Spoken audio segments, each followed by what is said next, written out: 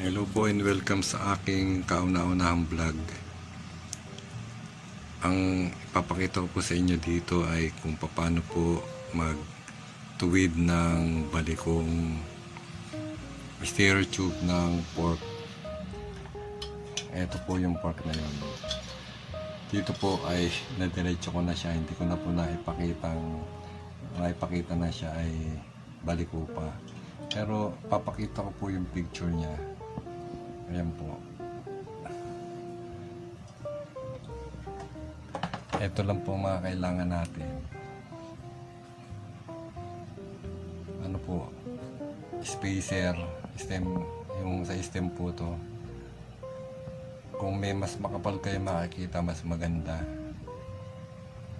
Saka po, ito po yung pamukpok na kahoy. Ayan po. May kabigatan po siya. Ito po ay magaan coco lumber po kasi po kailangan po malambot kasi po dito po ihiga ang ito po ay ilalagay dito. Ayan, nakaganyan po siya para po malambot ang puwersa. Tapos po ito po, ginamit ko po ito nung una para dito.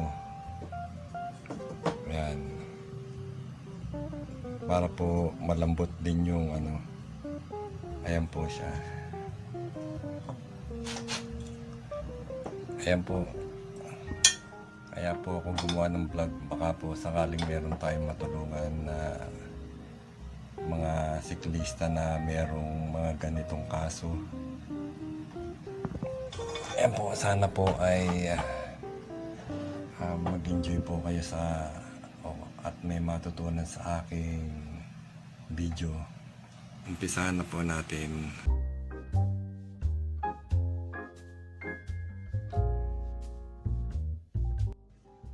Ayan po, dito po pinapakita kung gaano siya kabaliko bago ko siya hatawin. Yan po, nilagay ko na ang spacer. Yan po, hatawin ko na ng kahoy.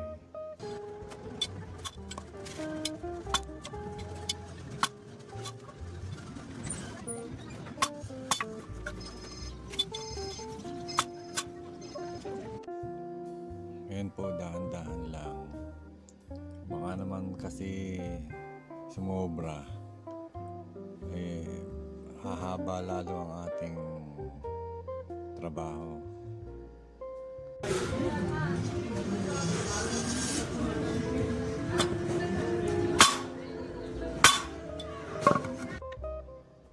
Medyo i-fast forward na po natin dito sa part na to kasi po medyo mahabang pukpukan. Kaya po i-fast forward muna natin.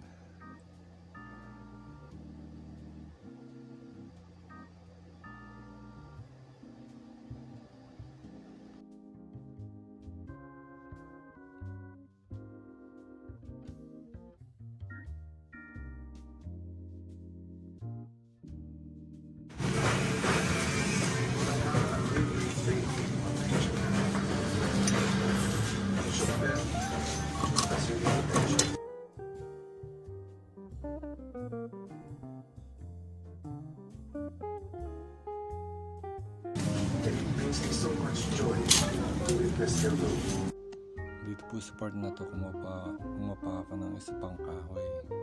Pinas forward ko po ulit.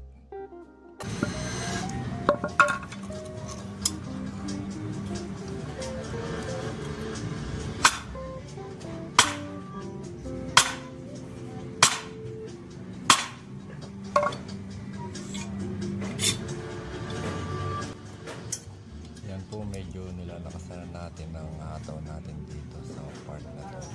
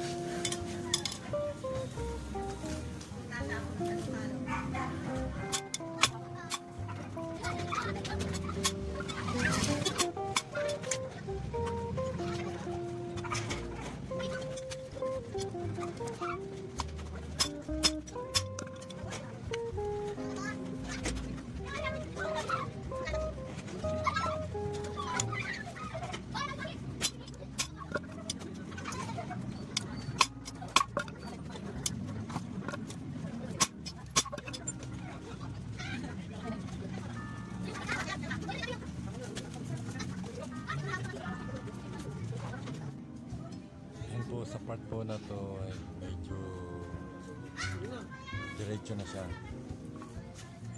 Kaya medyo matagal ko na siya sinisipat. Yan po, konting hataw na lang yan at diretso na.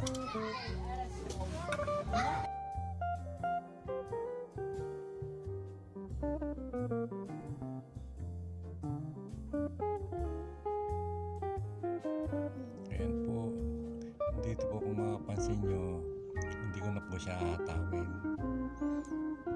Titignan ko po siya ng matagal dahil sa tingin ko po ay diretso na siya.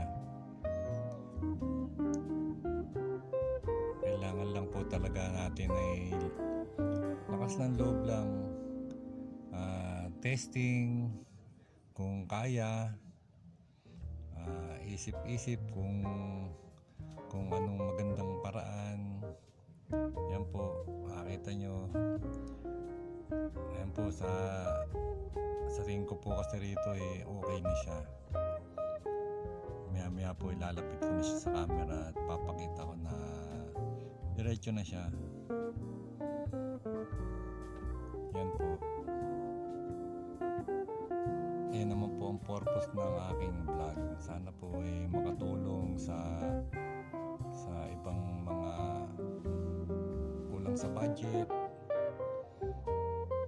Yan po.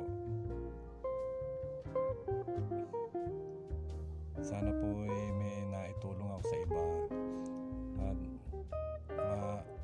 marami pa tayong gagawing video na sana makatulong sa iba nating mga kabikers na kulang sa budget. Hanggang dito na lang po tayo. Sana po may naitulong tayo. Hanggang sa susunod po. Salamat.